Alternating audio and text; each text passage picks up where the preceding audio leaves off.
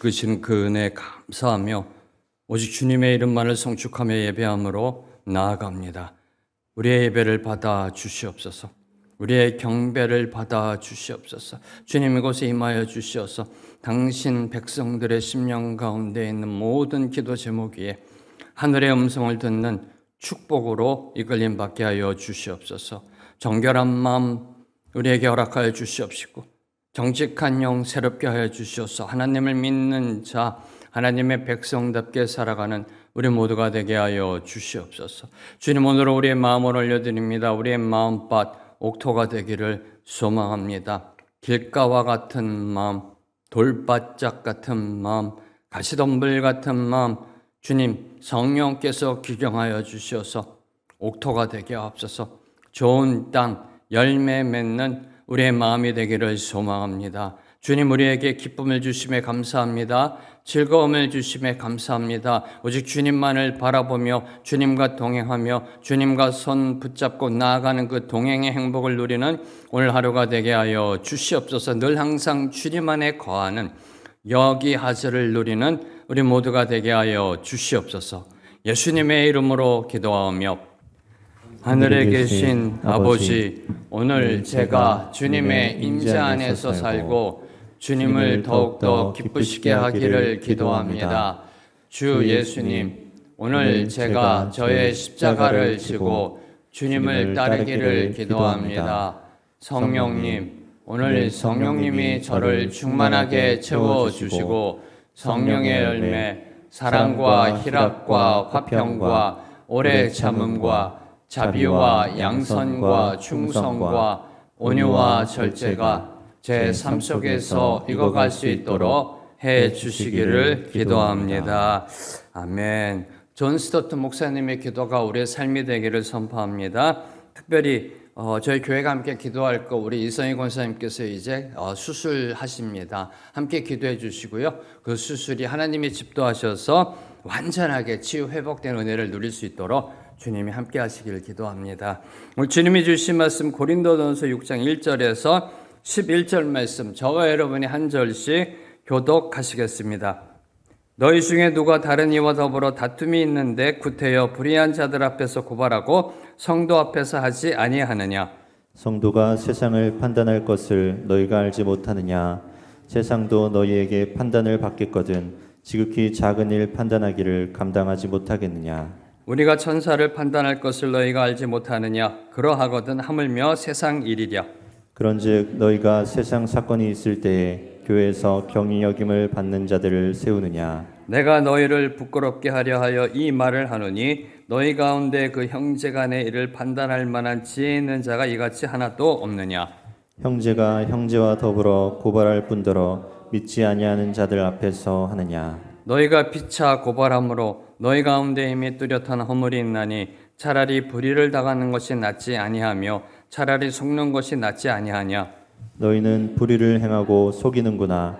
그는 너희 형제로다. 불의한 자가 하나님의 나라를 유업으로 받지 못할 줄을 알지 못하느냐? 미혹을 받지 말라. 음행하는 자나 우상 숭배하는 자나 간음하는 자나 탐색하는 자나 남색하는 자나 도적이나 탐욕을 부리는 자나 술 취하는 자나 모욕하는 자나 속여 빼앗는 자들은 하나님의 나라를 유업으로 받지 못하리라. 함께 읽겠습니다. 너희 중에 이와 같은 자들이 있더니 주 예수 그리스도의 이름과 우리 하나님의 성령 안에서 씻음과 거룩함과 의롭다 하심을 받았느니라. 아멘. 어제 말씀 5장에서 사도 바울은 교회 가운데 드러난 음행, 근친상간에 대하여 책망하며 그에 대한 올바른 교회의 치리에 대하여 권면하였습니다. 이제 6장에 들어와 사도 바울께서는 교회 안에서 발생한 문제를 세상 법정까지 끌고 가 소송한 것에 대하여 준엄하게 책망하며 성도 간의 분쟁에 대한 올바른 신앙적 태도를 제시하고 있습니다. 오늘 말씀 두 문맥으로 살펴보겠습니다. 먼저 1절부터 6절까지는 교회 내 성도 간의 갈등을 공동체 안에서 해결해야 한다라는 성경적 지침을 권면하고 있습니다. 이어지는 7절부터 11절까지는 교회 내부의 분쟁을 세상 법정으로 가져간 고린도 교회의 미성숙함을 책망하며 성도가 복음에 걸맞는 삶을 살아가야 함을 강조하고 계십니다. 자, 첫 번째 문맥 1절부터 6절을 보면요. 성도 간의 분쟁, 성도 간의 고소 사건, 그 사건을 세상 법정이 아닌 교회 내부의 지혜로 해결하라는 권면을 다루고 있습니다.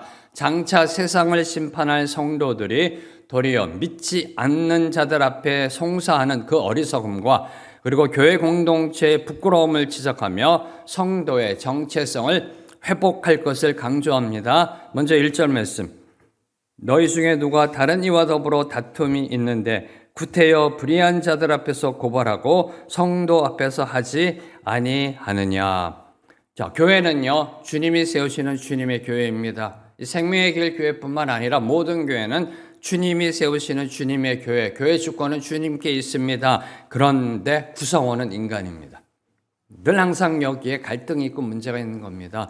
구성원, 타락하고 불완전한 인간들로 구성된 조직체이기에 무엇이요? 교회가. 그래서 교회 내에서 다툼과 분쟁이 없을 수는 없습니다. 네. 인간의 모임이기 때문에 문제가 발생할 수 있습니다. 자, 그러면 성도 간의 송사 문제, 성도 간의 법으로 해결해야 할 문제, 그 다툼과 분쟁이 일어났을 때 어떻게 해야 하는가? 고린도 성도들은 교회 내부에서 해결하지 않고 세상 법정, 불의한 자들이다라고 사도 바울께서 말씀하십니다. 왜요? 왜 불의한 자들인가요? 하나님을 모르니까.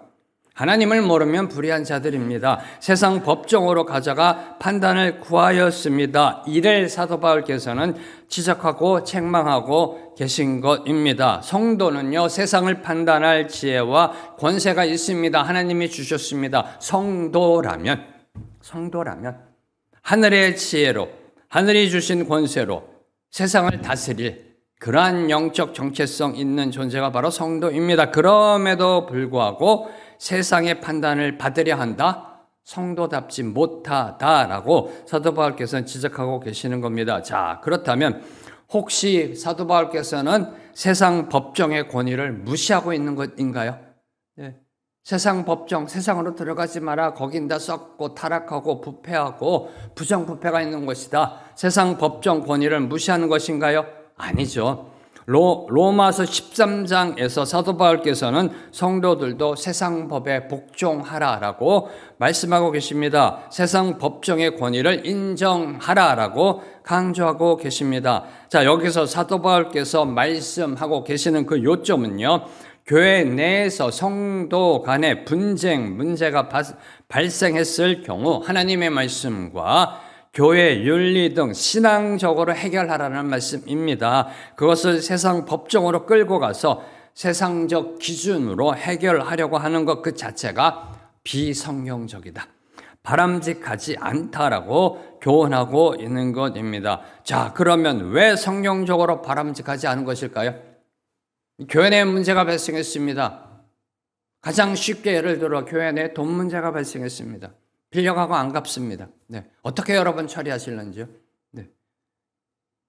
이 문제를 세상 법정으로 갖고 가는 거 왜 성경적으로 바람직하지 않은가? 이에 대해 2절부터 4절까지 성도끼리 세상 법정에서 소송하지 말아야 할 그 이유를 제시합니다. 첫 번째로 2절. 성도는 세상을 판단할 자들이기 때문입니다. 성도가 세상을 판단할 것을 너희가 알지 못하느냐? 세상도 너희에게 판단을 받겠거든 지극히 작은 일 하나 판단하기를 감당하지 못하겠느냐? 사도 바울께서는 성도가 저와 여러분의 우리 믿는 자들이 장차 예수 그리스도와 함께 세상을 심판할 종말론적인 권세를 가진 존재임을 상기시키고 있습니다. 이런 성도가요, 세상 흘러가는 대로 사는 존재가 아니라는 겁니다. 휩쓸려 사는 존재가 아니라는 겁니다. 세상의 가치관에 따라 사는 존재가 아니라는 겁니다. 하나님의 통치에 참여하는 거룩한 백성이라는 정체성을 다시 한번 깨닫게 해주고 있습니다.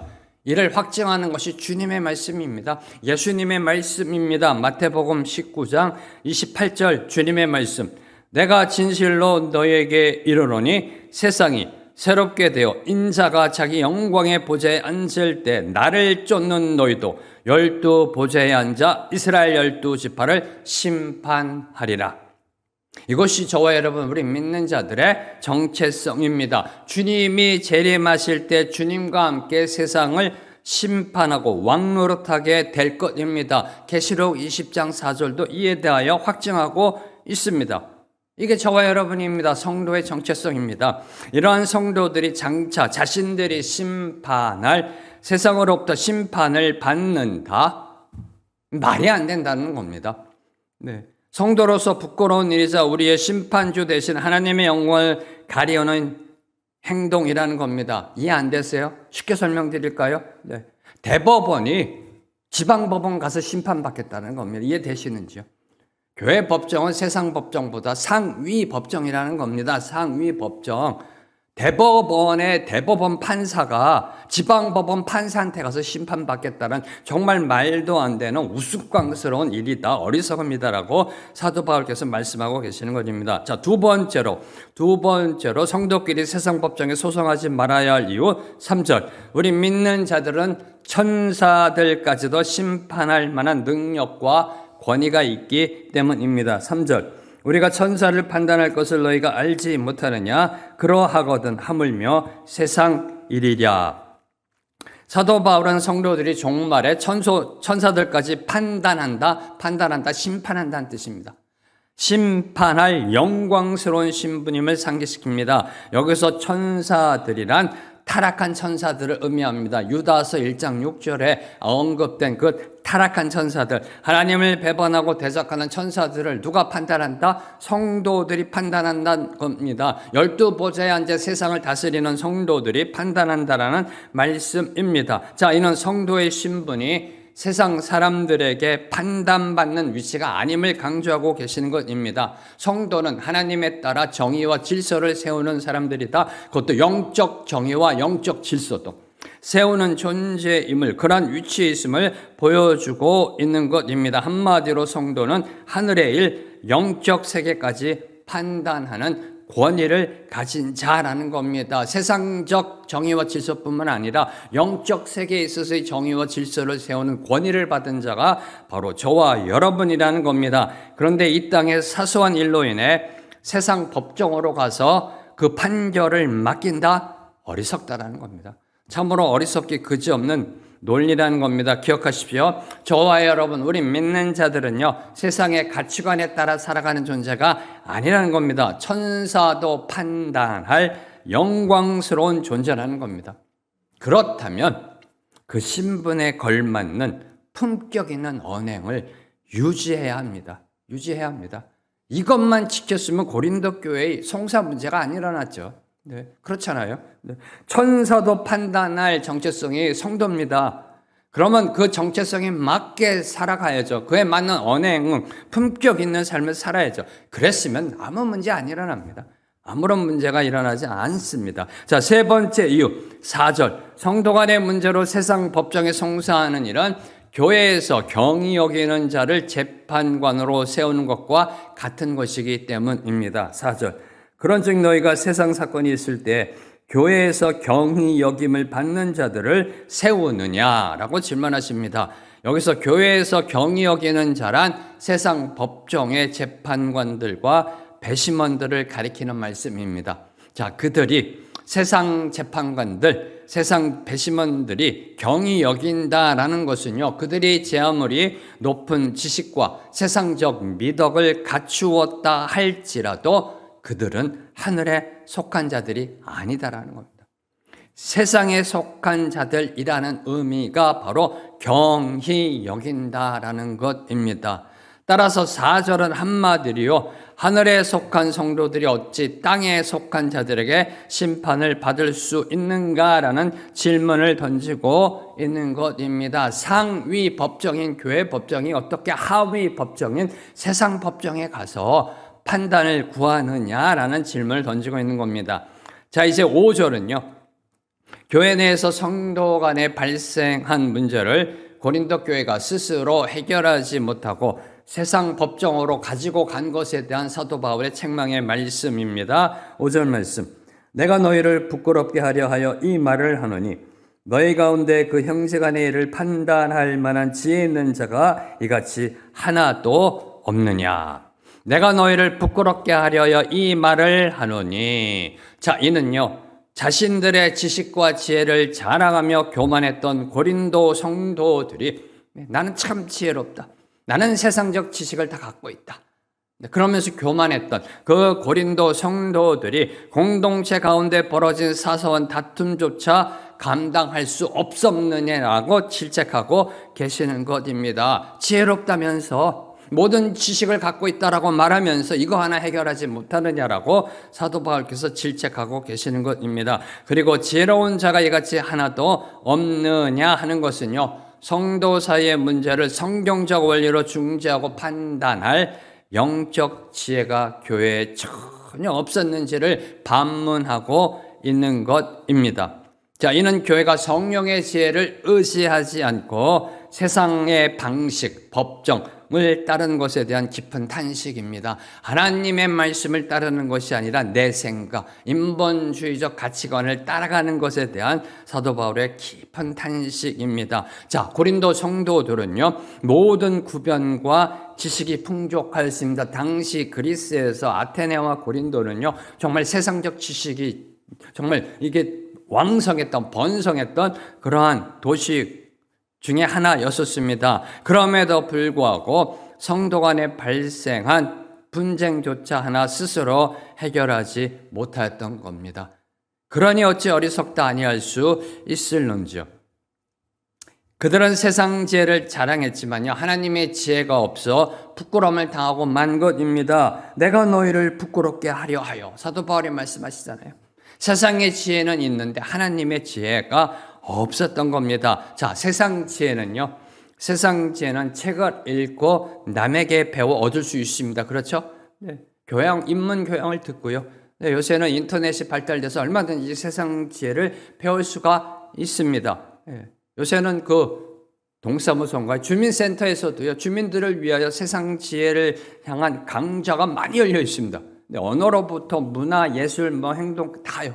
세상 지혜는 얼마든지요, 세상으로부터 얻을 수 있습니다. 그러나 하나님의 지혜는 그런 방법으로 얻을 수 없다는 겁니다. 하나님의 지혜는 그리스도를 만나는 체험으로 얻어집니다.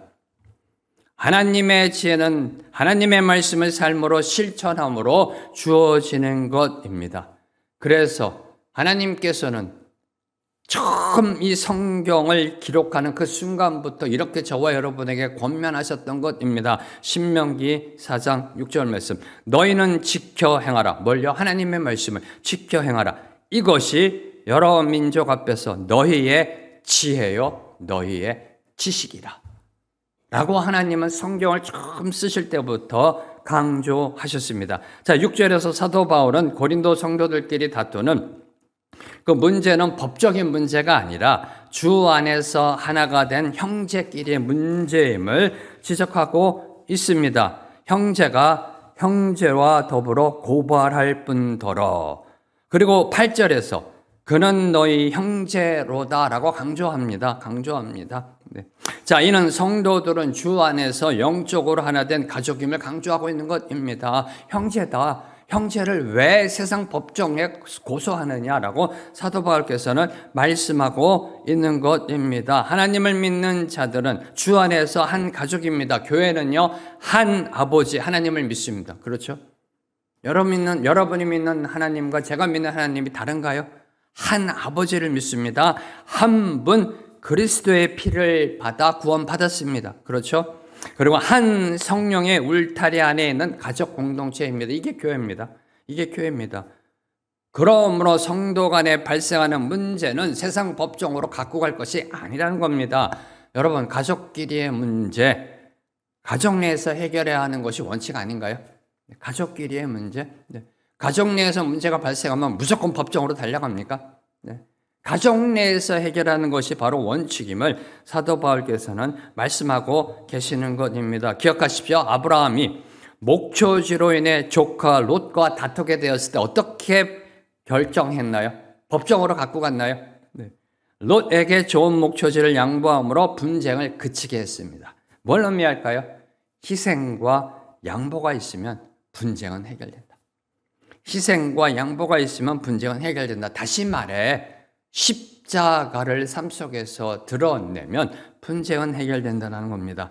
자, 이제 이어지는 다음 문맥 7절부터 11절은요. 성도 간의 분쟁을 세상 법정에 송사하는 것에 대한 책망과 그리고 하나님 나라 백성으로서 그 성도의 정체성, 성도가 누구인지를 강조하고 있습니다. 먼저 7절을 보면 사도 바울은 성도들이 피차 세상 법정에 송사하는 것을 뚜렷한 허물이다라고 하고 계십니다. 7절 말씀.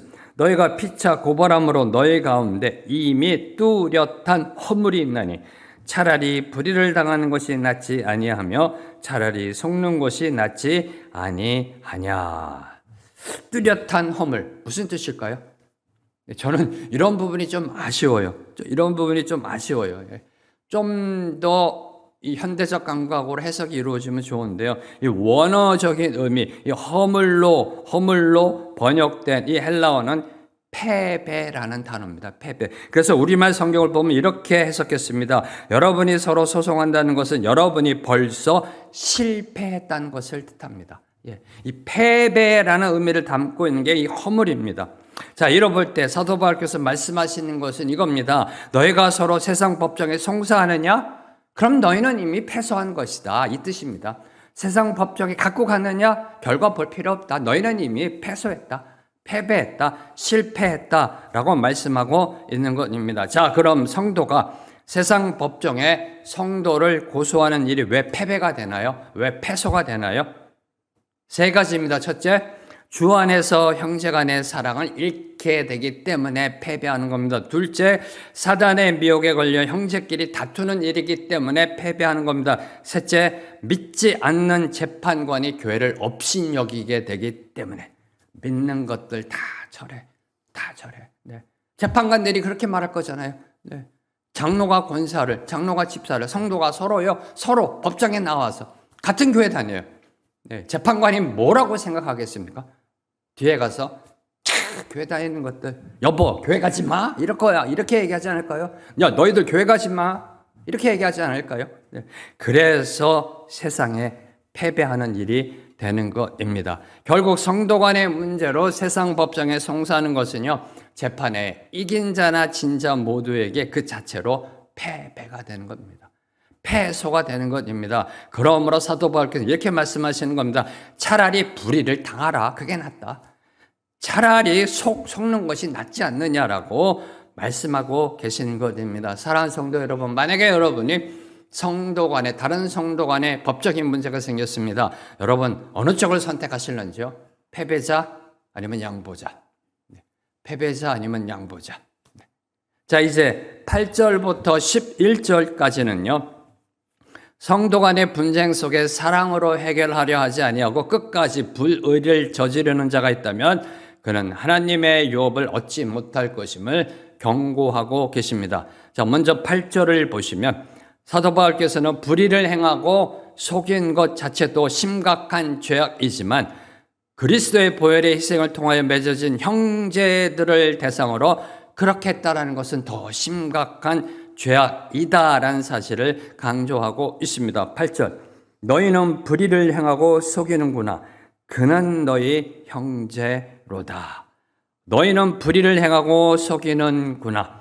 교회 안의 분쟁을 세상 법정으로 가져가 해결하는 행위가 단순히 법률적 논쟁이 아니라 형제에게 피해를 끼치는 불의라는 겁니다. 교회에 덕을 쌓지 못하는 불의라는 것입니다. 그리고 속이는 사기 행위임을 강하게 책망하고 있는 것입니다. 왜 사기인가요? 왜 속이는 건가요? 여러분 한번 생각해 보세요. 세상 법정으로 갖고 가는 게 왜 속이는 것이 되나요? 주님은 저와 여러분에게 용서하라 말씀하셨잖아요. 여러분 어떻게 응답하세요? 아멘 하지 않으세요? 용서하라? 아니요, 저 용서 못해요 하시나요? 아멘 하잖아요. 네, 그렇게 살도록 노력하겠습니다. 그런데 세상 법정으로 끌고 가잖아요.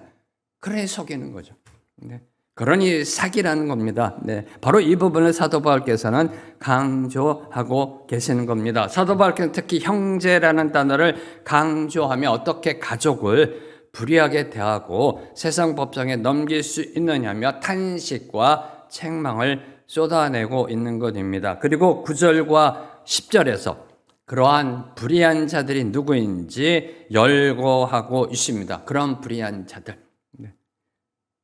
그들은 하나님의 나라를 유업으로 받지 못할 것을 경고하고 있습니다. 9절 10절 말씀. 불의한 자가 하나님의 나라를 유업으로 받지 못할 줄을 알지 못하느냐? 미혹을 받지 말라.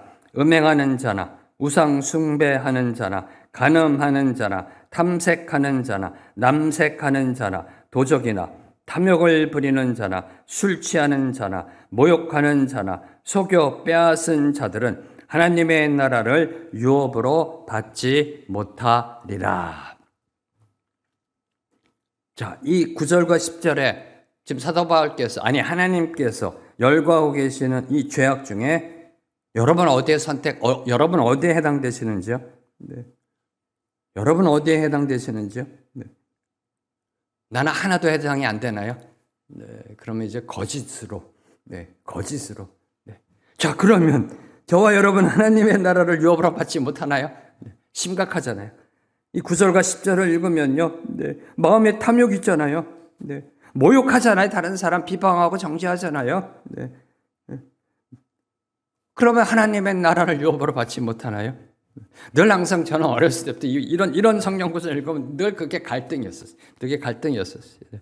자, 여기서 9절 불의한 자라는 것은요, 단순히 실수하는 것, 단순히 죄에 넘어가는 것이 아닙니다. 도덕적, 윤리적으로 잘못된 행위를 지속적으로 행하는 자, 회개하지 않는 자를 의미하고 있는 것입니다. 네, 회개하지 않는 자. 저와 여러분이 왜 구원받는 줄 아세요? 저와 여러분이 죄를 안 지어서요. 택도 없는 소리. 저와 여러분은 죄인입니다. 저와 여러분이 왜 구원받는 줄 아세요? 회개하기 때문에. 여기 불의한 자들은 회개하지 않는 자들을 의미하고 있는 겁니다. 사도 바울은 특히 이 10가지 악덕 목록을 열거하면서 당시 고린도 사회에 만연했던 죄악들이 무엇인지, 다시 말해 오늘 저와 여러분이 단호히 끊어야 할 악이 무엇인지를 분명하게 경고하고 있습니다. 왜요? 이 10가지 악에 빠져 살면요, 다른 성도를 세상에 고소할 수 있게 된다는 겁니다. 바로 그걸 사도 바울께서는 지적하고 계시는 것입니다. 자, 마지막으로 11절에서 사도 바울께서는 과거 고린도 성도들이 불신 세계 속에서 살 때 옛 모습과 그리스도 안에서 변화된 새 사람의 모습을 비교합니다. 너희 중에 이와 같은 자들이 있었다라는 겁니다. 그런데 주 예수 그리스도의 이름과 우리 하나님의 성령 안에서 씻음과 거룩함과 의롭다 하심을 받았느니라 라고 강조합니다. 고린도 성도 중에는 9절 10절에 열거한 불의한 자들이 있었습니다. 그런데 지금은 변했다라는 겁니다.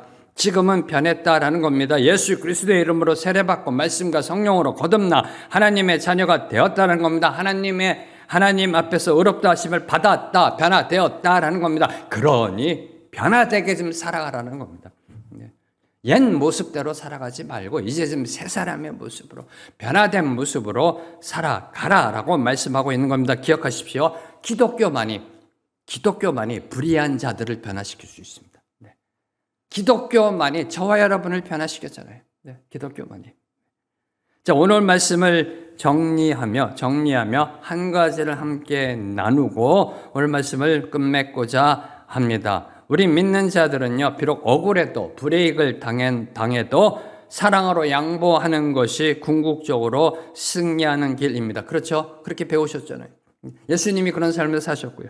성도 간의 법적 소송, 성도 간의 법적 문제 반드시 피해야 합니다. 반드시 피해야 합니다. 자, 그러면 어떻게 해야 하나요? 저는 세 가지로 요약하며 오늘 말씀에 권면을 맺고자 합니다. 첫째, 서로 용서해야 한다. 억울한 일 당할 수 있습니다. 분하고 원통한 일 당할 수 있습니다. 그때 기억해야 할 거, 용서하라는 주님의 말씀입니다. 네. 늘 항상 제가 저에게 들이대는 잣대입니다. 네. 저에게도 힘든 일이 있고요. 원통한 일이 있을 수 있죠. 그때마다 늘 항상 들려오는 말씀, 용서하라. 어떨 때는 그렇게 합니다. 주님, 용서 못하겠습니다. 계속 들려와요. 용서하라, 용서하라. 두 번째, 억울한 일을 믿음으로 견뎌내야 합니다. 오래 참음의 인내로 나아가야 한다는 겁니다. 한두 번이 아니다. 70번씩 7번. 믿음의 오래 참음의 인내로 나가야 돼. 세 번째, 소송은 세상 법정이 아닌 하나님께로 갖고 가야 한다는 겁니다. 정말 용서할 수 없을 때, 참을 수 없을 때, 그런 문제가 발생한다면요, 하나님 앞으로 갖고 나가서 다 토로하는 겁니다. 다 이야기하는 겁니다. 하나님 다 알고 계세요. 그러니 걱정하지 마시고요. 여러분의 있는 마음 그대로 얘기하세요. 야, 내 마음이 이렇게 악했나? 아니요, 하나님 다 알고 계세요. 여러분이 억울할 때, 원통한 일 당했을 때 그 마음 속에 있는 그 불편함, 그런 것들 다 쏟아 놓으세요. 하나님 다 알고 계세요. 네. 하나님께서 그 원통함을 해결해 주십니다. 세상 법정이 아니에요. 모든 걸 알고 계시는 하나님께 맡길 때 온전한 판단과 결정이 일어날 수 있습니다. 다시 한번 선포합니다. 모든 걸 알고 계시는 하나님께 모든 것을 아뢰고 맡기는 것이 신앙의 지혜이다. 함께 기도함으로 나아갑니다.